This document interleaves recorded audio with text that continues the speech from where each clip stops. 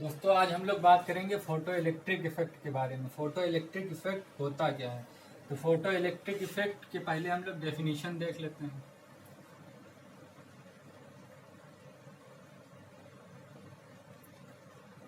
When a light रे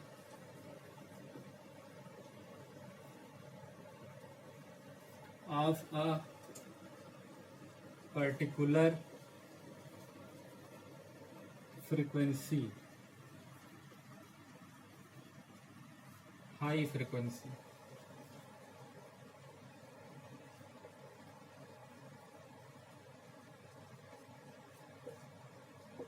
incident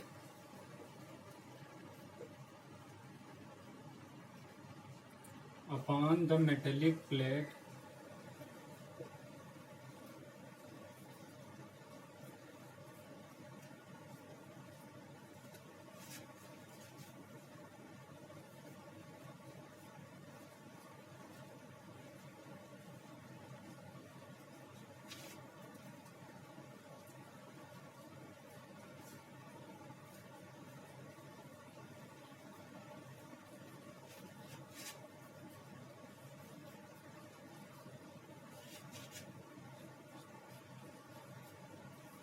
तो photo electric effect होता क्या है कि जब एक निश्चित फ्रीक्वेंसी की लाइट रे किसी भी मेटेलिक प्लेट पर पड़ती है तो क्या होता है, उसमें से इलेक्ट्रॉन निकलना शुरू हो जाते हैं।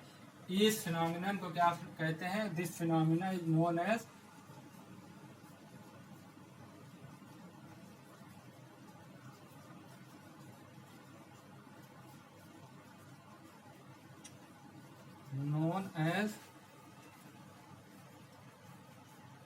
फोटो इलेक्ट्रिक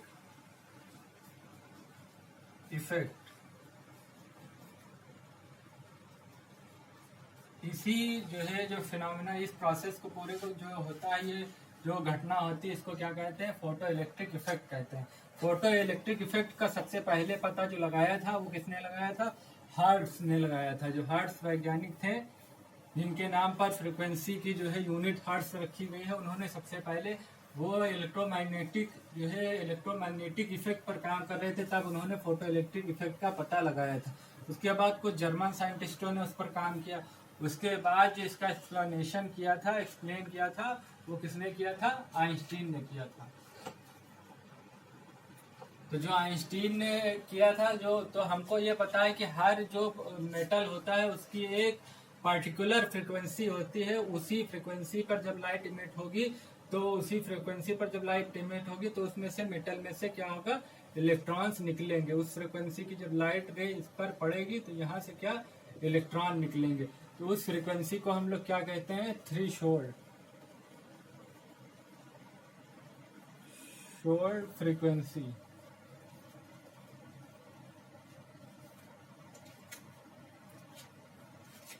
अब explanation of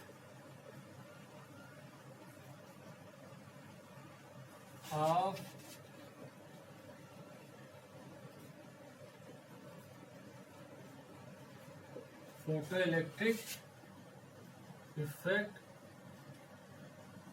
on the basis of Planck's theory. Planck's theory के हिसाब से हम लोग क्या करेंगे? फोटो इलेक्ट्रिक इफेक्ट को हम लोग डिफाइन करेंगे। तो क्या होता है? ये मेटेलिक प्लेट है, तो यहाँ से इलेक्ट्रॉन जैसे ही निकलेगा तो इसके पास कुछ क्या होगी? काइनेटिक एनर्जी होगी। तो के मैक्स जो होगा, काइनेटिक एनर्जी मैक्सिमम जो होगी, वो किसके बराबर होगी? जो फोटॉन इस पर पड़ रहा है, फोटॉन के हिसाब से एच न्यू उसकी फोटॉन की एनर्जी होगी, और उसमें से जो जितना भी वर्क करना पड़ रहा है इसमें से इलेक्ट्रॉन को निकालने के लिए, वो कितना होगा? H nu naught. Nu naught क्या? Threshold frequency. इस फ्रीक्वेंसी की जब लाइट इस पर कम से कम इस फ्रीक्वेंसी की लाइट पड़ेगी तभी इलेक्ट्रॉन इमिट होंगे, और इस फ्रीक्वेंसी की अगर लाइट पड़ेगी तो उस वक्त काइनेटिक एनर्जी कुछ नहीं होगी। जब इससे ज्यादा के एनर्जी का फोटॉन इस पर पड़ेगा तब काइनेटिक एनर्जी कुछ ना कुछ होगी। ठीक है, तो 1/2m v² मैक्स, ये काइनेटिक एनर्जी का फार्मूला है। ये बराबर हो गया H new minus new not. ठीक है, तो ये हो गया जो आइंस्टीन ने डिफाइन किया था, ये आइंस्टीन ने डिफाइन किया था।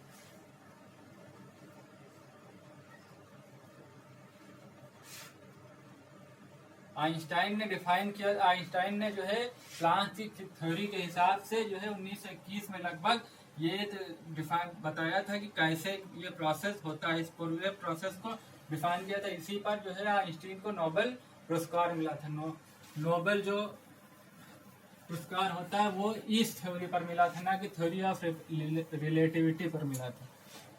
तो अब इसको अगर हम वेवलेंथ के टर्म में चेंज करना चाहते हैं तो न्यू को क्या लिख सकते हैं, C/λ इक्वल टू न्यू होता है, तो C/λ लिख देंगे। Half mv square max equal to hc/1/λ minus 1/λ0। ये थ्रीशोल्ड वेवलेंथ λ0 क्या हो जाएगी, शोल्ड वेवलेंथ।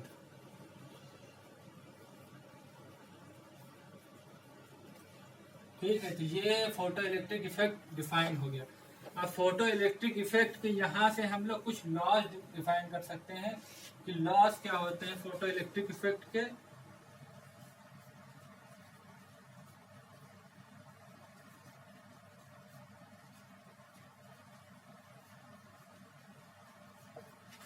पहला लॉ जो होता है वो ये कहता है कि जो फोटो इलेक्ट्रिक इफेक्ट होता है वो एक पर्टिकुलर फ्रीक्वेंसी पर होगा। हर मेटल के लिए एक पर्टिकुलर फ्रीक्वेंसी होगी जिसको हम थ्रेशोल्ड फ्रीक्वेंसी कहते हैं। उससे कम फ्रीक्वेंसी पर एक भी इलेक्ट्रॉन इमिट नहीं होगा, चाहे जितनी इंटेंसिटी की हम जो है लाइट उस पर इमिट करा दें। अब नंबर्स ऑफ जो इलेक्ट्रॉन्स होते हैं, नंबर्स ऑफ इलेक्ट्रॉन्स, अब इसके बाद जो टर्म आ रहा है numbers of electrons emitted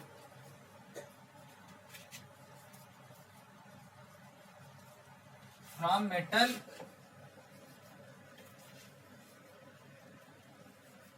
is proportional to intensity. तो दूसरा बात यह हो गई कि जब थ्रेशोल्ड फ्रिक्वेंसी की जो है हमने जो है लाइट उस पर इमिट कर दी, उसके बाद उसमें से इलेक्ट्रॉन निकलना शुरू हो जाएंगे। अब नंबर ऑफ इलेक्ट्रॉन्स किस बात पर डिपेंड करेंगे, नंबर्स ऑफ इलेक्ट्रॉन इस बात पर डिपेंड करेंगे कि उसमें उस पर पड़ने वाली लाइट की इंटेंसिटी कितनी है। अब जो काइनेटिक एनर्जी होगी, काइनेटिक एनर्जी भी डिपेंड करेगी किस बात पर, काइनेटिक एनर्जी इस बात पर डिपेंड करेगी कि वो इंटेंसिटी पर नहीं डिपेंड करेगी। काइनेटिक एनर्जी हम लोग अभी पढ़ रहे थे, half mv square max is equal to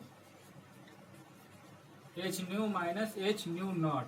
तो यहाँ पर फ्रिक्वेंसी पर डिपेंड कर रही है, एनर्जी भी फ्रिक्वेंसी पर डिपेंड कर रही है। तो जितनी ज्यादा एनर्जी होगी उतनी ज्यादा क्या होगी, उसकी काइनेटिक एनर्जी होगी। तो काइनेटिक एनर्जी भी किस बात पर डिपेंड कर रही है, फ्रिक्वेंसी पर डिपेंड कर रही है।